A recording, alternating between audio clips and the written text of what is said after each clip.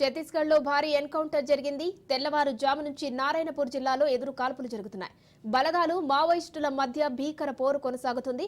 ఇప్పటికే 10 మంది మావోయిస్టుల మృతదేహాలను పోలీసులు స్వాధీనం చేసుకున్నట్లు సమాచారం. మరోవైపు అబూజ్మడ్ అడవిని భద్రతా సిబ్బంది జల్లెడపడుతుంది. వందలాది మంది మావోయిస్టులు సమావేశమవుతున్నారనే సమాచారంతో ఆపరేషన్ కొనసాగుతుంది. ఇక యాంటీ నక్సల్స్ ఆపరేషన్ లో భాగంగా 1000 మంది పోలీసులతో కూంబింగ్ కొనసాగుతుంది.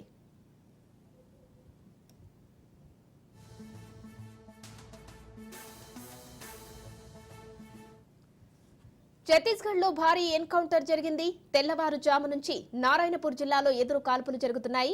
బలగాలు మావోయిస్టుల మధ్య భీకర పోరు కొనసాగుతుంది. ఇప్పటికే 10 మంది మావోయిస్టుల మృతదేహాలను పోలీసులు స్వాధీనం చేసుకున్నట్లు సమాచారం. మరోవైపు అబూజ్మడ్ అడవిని భద్రతా సిబ్బంది జల్లెడపడుతోంది. వందలాది మంది మావోయిస్టులు సమావేశమవుతున్నారనే సమాచారంతో ఆపరేషన్ కొనసాగుతుంది.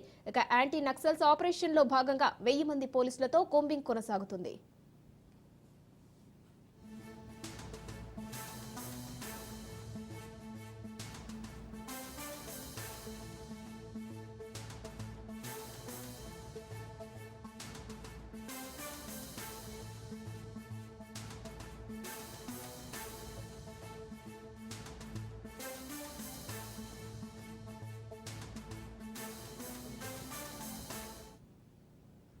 ఛత్తీస్గఢ్ లో భారీ ఎన్కౌంటర్ జరిగింది. తెల్లవారుజాము నుంచి నారాయణపూర్ జిల్లాలో ఎదురు కాల్పులు జరుగుతున్నాయి. దీనికి సంబంధించి మరిన్ని డీటెయిల్స్ మా ప్రతినిధి ఉపేందర్ అందిస్తారు. ఉపేందర్, ప్రస్తుతం అక్కడ సిచ్యువేషన్ ఎలా ఉంది?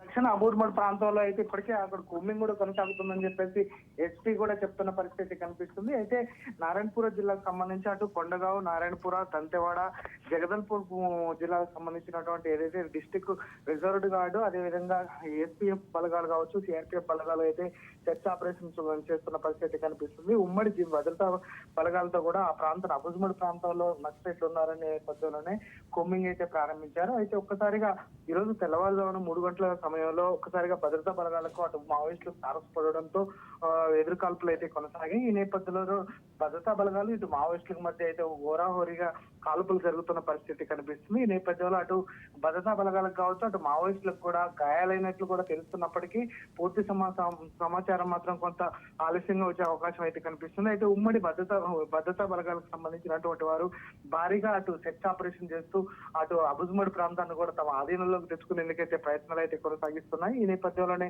ఇప్పటికీ కేంద్ర ప్రభుత్వం కూడా ప్రత్యేకంగా నక్సల్స్ రహిత దేశంగా కూడా ఉంచుతామని చెప్పేసి అటు ఛత్తీస్గఢ్ ను కూడా అంటే నక్సల్స్ నుంచి విముక్తి చేస్తామని చెప్పేసి చెప్తున్న నేపథ్యంలోనే ఈ సెర్చ్ ఆపరేషన్ అయితే సాగుతుంది. ప్రస్తుతం మాత్రం అక్కడైతే సెర్చ్ ఆపరేషన్ అయితే కొనసాగుతుంది. Uma, thank you Upender.